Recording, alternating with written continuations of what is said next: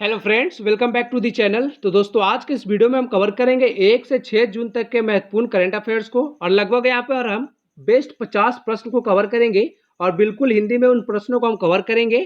तो यहाँ पर हमारा जो है रिवीजन वीडियो है, याद रखना। यहाँ पर हम प्रश्नों को रिवाइज करेंगे जो भी हमने पिछले एक सप्ताह में प्रश्नों को डिस्कस किया है। तो चलिए लेक्चर कंटिन्यू करते हैं। और इस वीडियो में जो हम प्रश्न को कवर करेंगे वन लाइनर के रूप में कवर करेंगे। ऐसा नहीं है कि हम बिल्कुल डिटेल के साथ कवर करेंगे जैसे हम डेली के करंट अफेयर्स की वीडियो में करते हैं।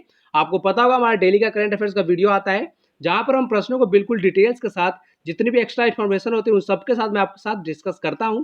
लेकिन इस वीडियो में हमारा रिवीजन वीडियो, इसलिए वन लाइनर के रूप में हम सभी प्रश्नों को रिवाइज करेंगे। तो चलिए लेक्चर कंटिन्यू करते हैं हम। सबसे पहले हम देखेंगे 1 जून के करंट अफेयर्स को कौन कौन से महत्वपूर्ण प्रश्न थे। और आपको एक और महत्वपूर्ण बात बता दूं, मान लो किसी भी यहाँ पे ऑर्गेनाइजेशन की चर्चा होगी, मान लो WHO की चर्चा होगी, तो उसके बारे में हम बिल्कुल डिटेल के साथ जानेंगे। किसी राज्य का नाम आएगा तो उस राज्य के लिए मैंने अलग से मैप लगा रखा है लास्ट में, तो उस राज्य की लोकेशन देखेंगे और कौन कौन राज्यों के साथ वो सीमा बनाती है उन सबको देखेंगे। नई नियुक्तियां हुई हैं उनको मैंने अलग पेज पर रखा है। और इस तरह से ये हमारा करंट अफेयर्स का वीडियो होगा। तो पहले देखते हैं 1 जून के करंट अफेयर्स को। प्रतिवर्ष विश्व पाचन स्वास्थ्य दिवस कब मनाया जाता है? तो ये प्रतिवर्ष 29 मई को मनाया जाता है, याद रखिएगा।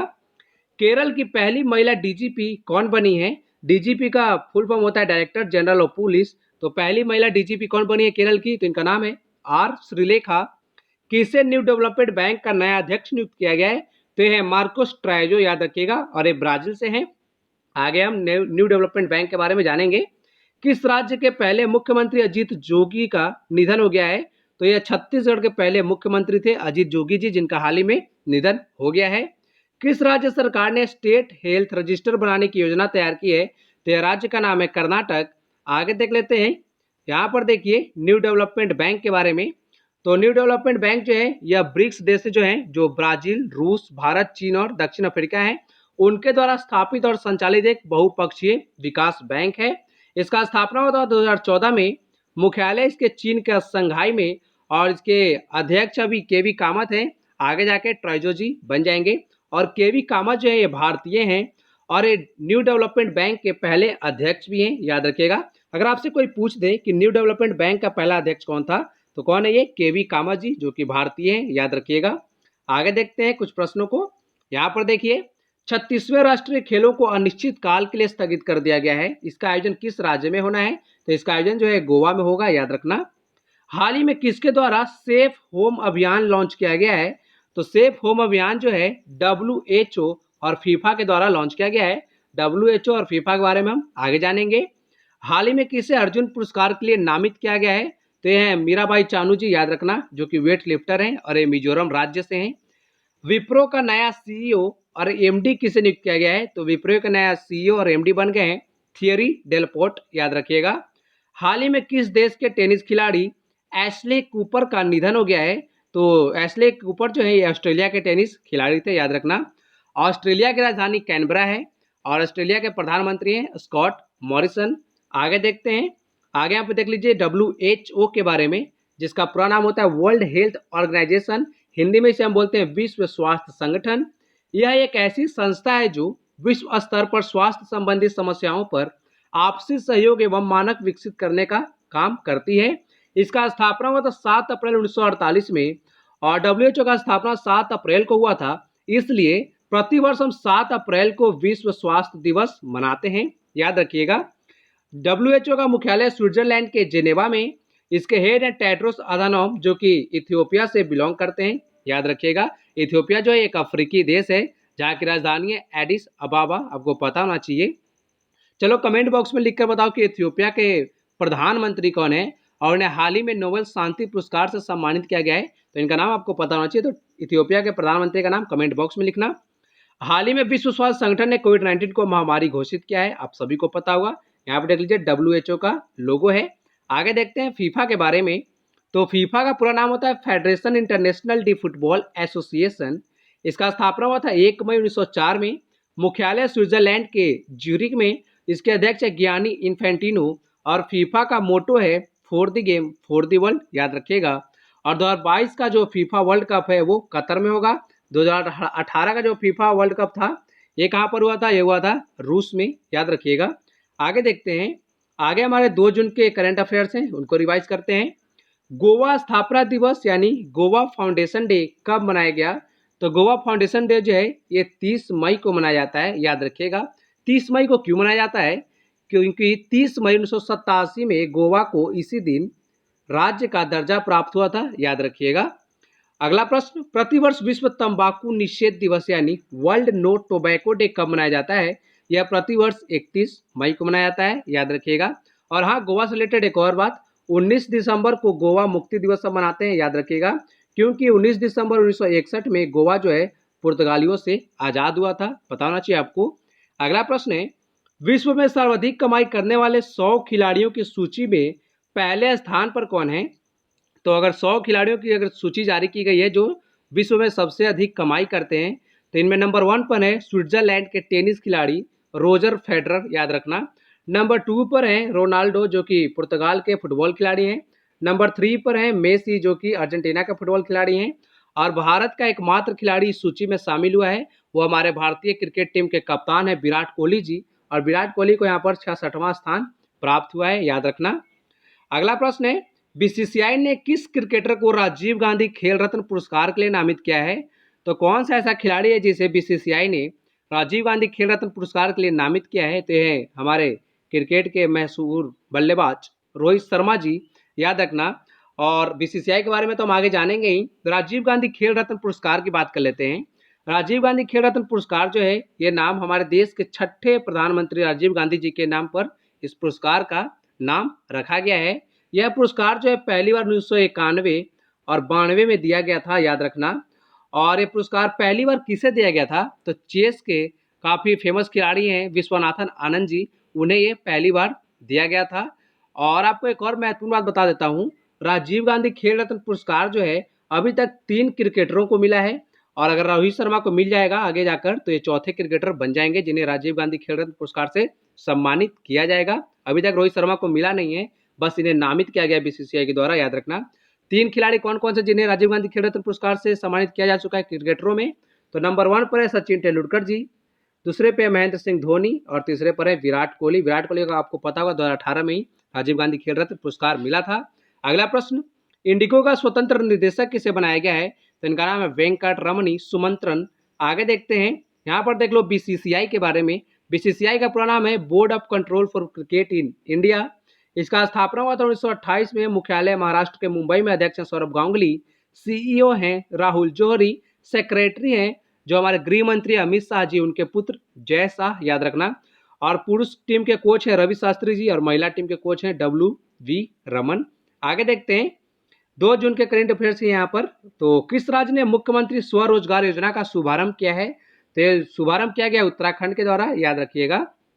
और आपको पता होगा हाल ही में गैरसैंण को उत्तराखंड का ग्रीष्मकालीन राजधानी बनाया गया है, पता होना चाहिए आपको। और शीतकालीन राजधानी कौन है उत्तराखंड की? वो है देहरादून। किस राज्य ने कुशल श्रमिकों के लिए रोजगार सेतु योजना शुरू किया? ये तो है मध्य प्रदेश। किसने भारत का पहला राष्ट्रीय कृत्रिम बुद्धिमत्ता पोर्टल लॉन्च किया है? तो है रविशंकर प्रसाद जी, याद रखिएगा। और रविशंकर प्रसाद जो है पटना साहिब से राज्यसभा सांसद, सॉरी लोकसभा सांसद हैं। लोकसभा सांसद हैं कहाँ से? बिहार के पटना साहिब से।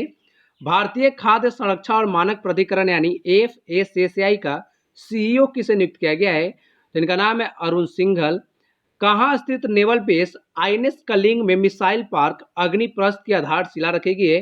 तो ये आंध्र प्रदेश के विशाखापट्टनम में है, याद रखना।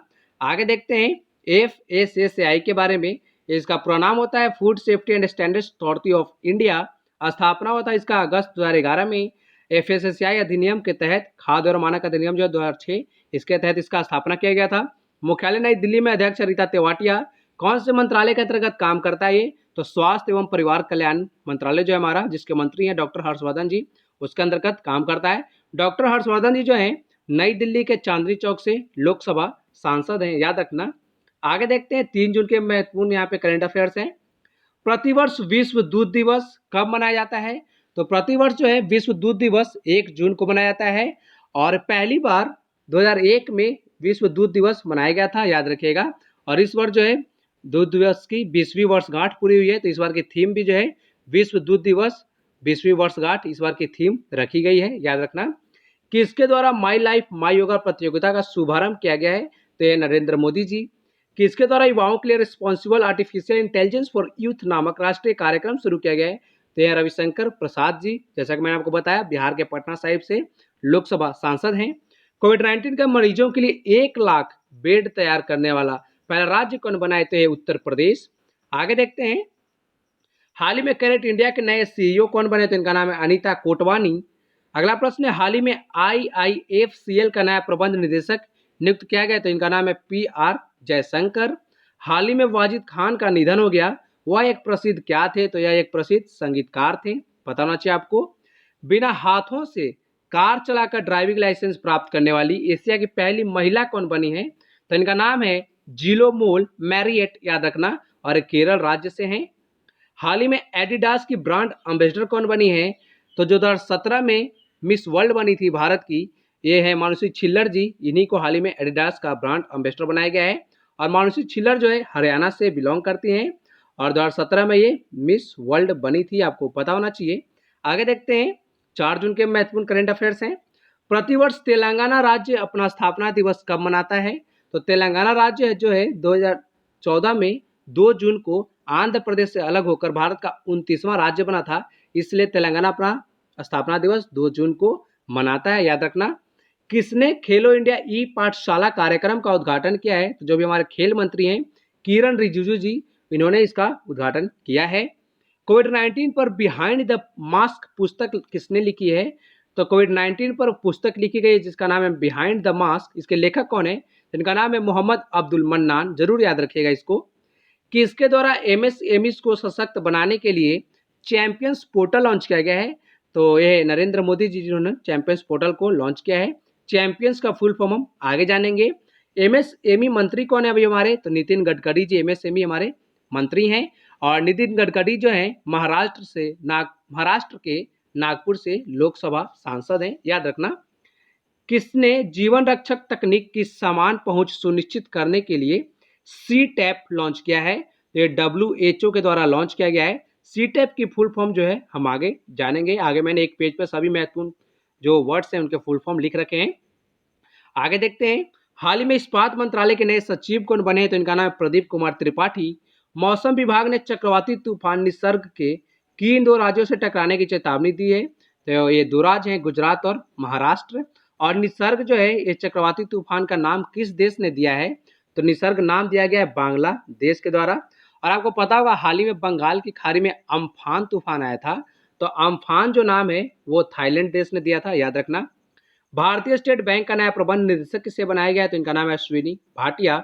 ब्रिटेन में भारत का अगला उच्चायुक्त किसे नियुक्त किया गया है? तो ब्रिटेन में उच्चायुक्त बन गए हैं गायत्री आई कुमार, याद रखिएगा इनका नाम। किस राज्य ने थैंक्स मॉम नामक वृक्षारोपण अभियान शुरू किया है? तो शुरू किया गया है मध्य प्रदेश के द्वारा। आगे देखते हैं एसबीआई के बारे में। एसबीआई का यहाँ पे पूरा नाम होता है state bank of India, Bharat का सबसे पुराना बैंक है ये। 1 जुलाई 1955 को इंपीरियल बैंक को सरकार ने भारतीय स्टेट बैंक का नाम दिया था। यानी यहाँ कहने का मतलब ये है कि 1 जुलाई 1955 से पहले जो भारतीय स्टेट बैंक है उसका नाम इंपीरियल बैंक ऑफ इंडिया था, लेकिन 1955 में इसका राष्ट्रीयकरण किया गया, तब से इसका नाम क्या हो गया? भारतीय स्टेट बैंक, याद रखना। इसका स्थापना हुआ था 1955 में, मुख्यालय महाराष्ट्र के मुंबई में, अध्यक्ष रजनीश कुमार। और एसबीआई की टैगलाइन है the banker to every Indian, याद रखिएगा। आगे देखते हैं 5 जून के महत्वपूर्ण करंट अफेयर्स। प्रतिवर्ष विश्व पर्यावरण दिवस यानी वर्ल्ड इन्वायरमेंट डे कब मनाया जाता है? तो प्रतिवर्ष यह 5 जून को मनाया जाता है और पहली बार ये 1974 में मनाया गया था, याद रखना। और 2020 की विश्व पर्यावरण दिवस की थीम है सेलिब्रेट बायोडाइवर्सिटी। थीम क्या याद रखना है आपको? सेलिब्रेट बायोडाइवर्सिटी 2020 की विश्व पर्यावरण दिवस की थीम है। और देखो हर बार जो है विश्व पर्यावरण दिवस को मनाते हैं उसकी एक होस्ट कंट्री होती है, तो इस बार की होस्ट कंट्री है कोलंबिया, याद रखना। 2019 की होस्ट कंट्री चाइना थी, 2018 का होस्ट कंट्री हमारा भारत था, याद रखना है। किस पोर्ट ट्रस्ट का नाम बदलकर श्यामा प्रसाद मुखर्जी करने की मंजूरी दे दी गई है? तो यह कोलकाता पोर्ट ट्रस्ट, जिसका नाम हो जाएगा जनसंघ के संस्थापक श्यामा प्रसाद मुखर्जी के नाम पर, याद रखना। हाल ही में बाफ्टा का अध्यक्ष किसे नियुक्त किया गया है? तो बाफ्टा के नए अध्यक्ष बन गए हैं कृष्णेंदु मजूमदार जी, याद रखिएगा। बाफ्टा का मुख्यालय जो है लंदन में है, पता होना चाहिए आपको। हाल ही में भारतीय उद्योग परिसंघ के अध्यक्ष कौन चुने गए हैं? तो इनका नाम है उदय कोटक। हाल ही में पीएम स्वनिधि योजना का शुभारंभ किसने किया है? तो पीएम स्वनिधि योजना का शुभारंभ किया गया हरदीप सिंह पुरी जी के द्वारा। आगे देखते हैं, किस मंत्रालय द्वारा 1 year of Modi 2.0 towards a self reliant India नामक ई बुकलेट का विमोचन किया गया है? तो यह है सूचना और प्रसारण मंत्रालय, इसके द्वारा इस ई बुकलेट का विमोचन किया गया है। सूचना और प्रसारण मंत्री कौन अभी हमारे? तो उनका नाम है प्रकाश जावड़ेकर जी। प्रकाश जावड़ेकर जो है ये महाराष्ट्र से राज्यसभा सांसद हैं। भारत सरकार ने विदेशी लोगों की स्किल मैपिंग के लिए कौन सा योजना शुरू किया है? तो विदेशी लोगों के स्किल मैपिंग के लिए स्वदेश योजना शुरू किया गया है। स्वदेश की फुल फॉर्म हम आगे जानेंगे। हाल ही में ट्विटर के नए अध्यक्ष कौन बने हैं? तो इनका नाम है पैट्रिक पीचेट, याद रखिएगा। नवीकरणीय ऊर्जा राज्य मंत्री जो है आर के सिंह, उन्होंने विश्व पर्यावरण दिवस के अवसर पर कौन सी पहल शुरू की है? तो इस पहल का नाम है आई कमिट, याद रखिएगा। अगला प्रश्न है, कौन सा देश महिला फुटबॉल एशिया कप 2022 की मेजबानी करेगा? तो महिला फुटबॉल एशिया कप 2022 का है वो भारत में आयोजित किया जाएगा, याद रखना है आपको। आगे देखते हैं, 6 जून के करंट अफेयर्स है यहाँ पर। किस राज्य की पुलिस ने डिप्रेशन ग्रस्त कर्मियों के लिए स्पंदन अभियान चलाया है? तो डिप्रेशन ग्रस्त जो पुलिस कर्मी हैं उनके लिए स्पंदन अभियान शुरू किया है छत्तीसगढ़ ने, याद रखना है। हाल ही में जारी एशिया यूनिवर्सिटी रैंकिंग 2020 में कौन शीर्ष पर रहा है? तो ये चाइना की यूनिवर्सिटी है, सिंगुआ यूनिवर्सिटी, पता होना चाहिए आपको। WTO में भारत का अगला राजदूत किसे नियुक्त किया गया है? तो वर्ल्ड ट्रेड ऑर्गेनाइजेशन की बात हो रही है, इसमें भारत का अगला राजदूत कौन बने हैं? तो इनका नाम है ब्रजेंद्र नवनीत, याद रखना। WTO का मुख्यालय कहाँ पर है? यह है स्विट्जरलैंड के जिनेवा में। अगला प्रश्न है, the urban learning internship programme कार्यक्रम शुरू किसने किया है? तो इनका नाम है हरदीप सिंह पुरी, याद रखना। अगला प्रश्न, हाल ही में वर्चुअल ग्लोबल वैक्सीन समिट 2020 की मेजबानी किस देश ने की? तो यह ब्रिटेन, पता होना चाहिए आपको। ब्रिटेन के प्रधानमंत्री कौन है? बोरिस जॉनसन है। राजधानी कौन क्या है यहाँ की? लंदन, और मुद्रा है पाउंड स्टर्लिंग। आगे देखते हैं, आगे देखो यहाँ पर, गरीबी रेखा से नीचे रहने वाले लोगों को मुफ्त इंटरनेट प्रदान करने वाला पहला राज्य कौन बना है? तो यह केरल, पता होना चाहिए आपको। केरल के मुख्यमंत्री पिनराई विजयन है। राज्यपाल है आरिफ मोहम्मद खान, पता होना चाहिए आपको। किसे एशिया रीजन के लिए कॉमनवेल्थ शॉर्ट स्टोरी प्राइज 2020 से सम्मानित किया गया है? तो इनका नाम है कृतिका पांडे। अगला प्रश्न है, हाल ही में सैलरी ट्रैकर मोबाइल ऐप मेरा वेतन किसने लॉन्च किया है? तो यह जम्मू कश्मीर के उपराज्यपाल गिरीश चंद्र मुर्मू जी, जिनके द्वारा मेरा वेतन लॉन्च किया गया, याद रखना ऐप। भारत सरकार ने शहरी क्षेत्रों में वन आवरण को बढ़ाने के लिए कौन सा कार्यक्रम शुरू किया है? तो ये कार्यक्रम का नाम है नगर वन, याद रखना। अगला प्रश्न है, किस राज्य ने मुख्यमंत्री दीदी किचन पहल शुरू की है? तो मुख्यमंत्री दीदी किचन पहल जो है ये झारखंड राज्य के द्वारा शुरू किया गया है, आपको पता होना चाहिए। आगे देखते हैं, आगे यहाँ पर देखो, जो मैं बात कर रहा था कि फुल फॉर्म के जो भी मैंने महत्वपूर्ण वर्ड्स थे उनके फुल फॉर्म देख लो। तो IIFCL के मैंने बात किया था, इसका फुल फॉर्म है India infrastructure finance company limited. इसका स्थापना हुआ था 2006 में, मुख्यालय नई दिल्ली में है। चैंपियंस पोर्टल की बात की थी, जिसे लॉन्च किया था नरेंद्र मोदी जी ने MSMEs को सशक्त बनाने के लिए। तो इसका फुल फॉर्म है creation and harmonious application of modern processes for increasing the output and national strength, याद रखना। CTAP जो WHO के द्वारा लॉन्च किया गया है, तो इसका पूरा नाम है कोविड-19 टेक्नोलॉजी एक्सेस पूल। और यहाँ पे देखो, प्रधानमंत्री स्वनिधि योजना की बात हुई थी, जिसे ministry of housing and urban affairs के द्वारा लॉन्च किया गया है। तो इसका पूरा नाम क्या है? फुल फॉर्म प्रधानमंत्री स्ट्रीट वेंडर्स आत्मनिर्भर निधि योजना, याद रखना। स्वदेश योजना की हमने बात की, तो इसका फुल फॉर्म है skilled workers arrival database for employment support. एक था टुलिप कार्यक्रम, तो टुलिप कार्यक्रम का पूरा नाम है यहाँ पर देखो the urban learning internship programme. तो इसका आप स्क्रीनशॉट भी लेकर रख सकते हैं, आप खुद से याद भी कर सकते हो। आगे देख लेते हैं, जो हाल ही में राजदूत और नए उच्चायुक्त नियुक्त किए गए हैं। तो सुशील कुमार सिंघल जो है पापुआ न्यू गिनी में भारत का नया उच्चायुक्त नियुक्त किया गया है इन्हें। CB जॉर्ज जो है इन्हें कुवैत में भारत का अगला उच्चायुक्त नियुक्त किया गया है। गायत्री आई कुमार को ब्रिटेन में भारत का अगला उच्चायुक्त नियुक्त किया गया है। रवीश कुमार को फिनलैंड में भारत का अगला राजदूत नियुक्त किया गया है। राहुल श्रीवास्तव को रोमानिया में भारत का अगला राजदूत नियुक्त किया गया है, याद रखिएगा।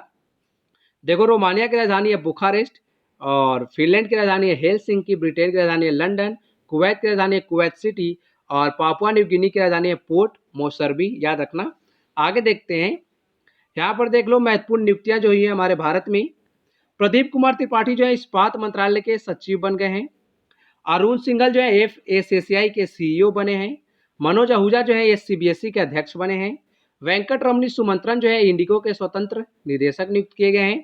थियरी डेलापोर्ट जो है ये विप्रो के नए CEO और MD बने हैं। मार्को स्ट्रेजो जो है ये ब्राजील से हैं, मैंने आपको बहुत बार बताया ये, और न्यू डेवलपमेंट बैंक के नए अध्यक्ष बने हैं। आर श्रीलेखा जो है केरल की पहली महिला DGP बनी है। और पैट्रिक पिचेट जो है ये ट्विटर के नए अध्यक्ष बने हैं। तो जो भी महत्वपूर्ण नियुक्तियां हुई हैं अभी 1 सप्ताह या 10 दिन के अंदर, वहाँ यहाँ पर मैंने उन सबको कवर किया। आगे देखते हैं। आगे आपके लिए आज का अभ्यास प्रश्न यहाँ पे 5 प्रश्नों को रखा गया है, जिसका उत्तर आप सभी को नीचे कमेंट बॉक्स में लिखना है। उत्तर जरूर लिखिएगा। और अभी सारे मैंने प्रश्नों को पीछे डिस्कस किया, वही प्रश्न यहाँ पे मैंने रखा है। तो 5 प्रश्न आपके लिए कौन कौन से हैं। किस राज्य के पहले मुख्यमंत्री अजीत जोगी का निधन हो गया, कमेंट बॉक्स में लिखिए। गोवा स्थापना दिवस हम कब मनाते हैं, कमेंट बॉक्स में लिखना है। भारतीय स्टेट बैंक ऑफ इंडिया का नया प्रबंध निदेशक किसे बनाया गया है। प्रतिवर्ष विश्व पर्यावरण दिवस कब मनाया जाता है, और इसकी थीम भी आप कमेंट बॉक्स में लिखिएगा। रवीश कुमार को किस देश में भारत का अगला राजदूत नियुक्त किया गया है। देखो, उच्चायुक्त और राजदूत बिल्कुल सेम होते हैं, दोनों का काम सेम ही होता है। राजदूत जो है ये नियुक्त किए जाते हैं नॉन कॉमनवेल्थ कंट्रीज में, और उच्चायुक्त जो है वो नियुक्त किए जाते हैं जो कॉमनवेल्थ कंट्रीज हैं उनमें, याद रखना। आगे देखते हैं।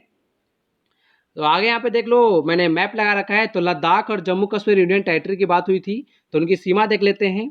जम्मू कश्मीर अपनी सीमा साझा करता है अंतर्राष्ट्रीय में अगर बात करें तो अंतर्राष्ट्रीय सीमा जम्मू कश्मीर की लगती है पाकिस्तान के साथ।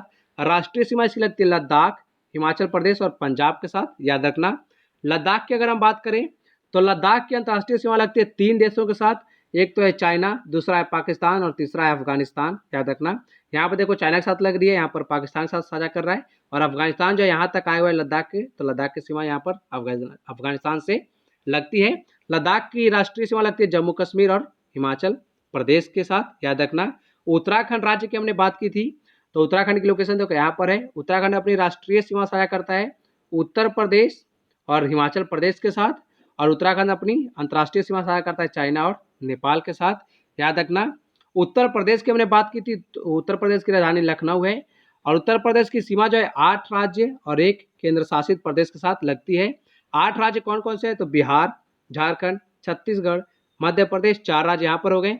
5वां राज्य है राजस्थान, 6ठा है हरियाणा, 7वां है उत्तराखंड और 8वां है हिमाचल प्रदेश। इन सभी के साथ उत्तर प्रदेश अपनी सीमा साझा करता है। और एक यूनियन टेरिटरी है दिल्ली, जिसके साथ उत्तर प्रदेश की सीमा लगती है।